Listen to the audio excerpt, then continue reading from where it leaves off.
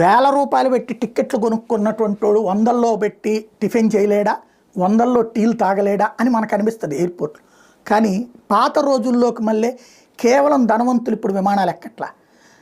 Time constraint కారణంగా మధ్యతరగతి కూడా ఎక్కుతున్నారు, పేదలు కూడా ఒక్కోసారి వాడుతున్నారు. ఆ మధ్యన జగన్ టైంలో పథకాలు వచ్చినప్పుడు కొంతమంది పేదలు కూడా ఎక్కి విమానం ఒక్కసారి జీవితంలో ఎక్కువద్దామని చెప్పేసి వెళ్ళొచ్చిన వాళ్ళు ఉన్నారు.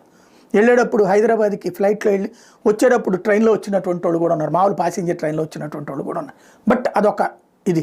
ఇప్పుడు ఎయిర్ బస్సులు అనేది ఆర్టీసీ బస్ స్టాండ్లో లాగా తయారైపోయినాయి. ఒక్కసారి ఆ ఎయిర్పోర్ట్లో చూస్తే ఆ స్థాయిలో ఉంది. అయితే సాధ్యమైనంత ఖర్చు తగ్గించుకోవాలంటే ఆడకి పోతే టిఫిన్ అనేది దారుణమైన రేట్లు, టీలు అనేది దారుణమైన రేట్లు. తప్పదు కాబట్టి తినేటటువంటి వాళ్ళు ఉన్నారు, లేకపోతే కడుపు మార్చుకుని కూర్చునే వాళ్ళు ఉన్నారు. ఇప్పుడు ఈ ఉడాన్ స్కీమ్ కింద క్యాంటీన్లు పెట్టే సిస్టమ్ కేంద్ర ప్రభుత్వం పెడితే దాంట్లో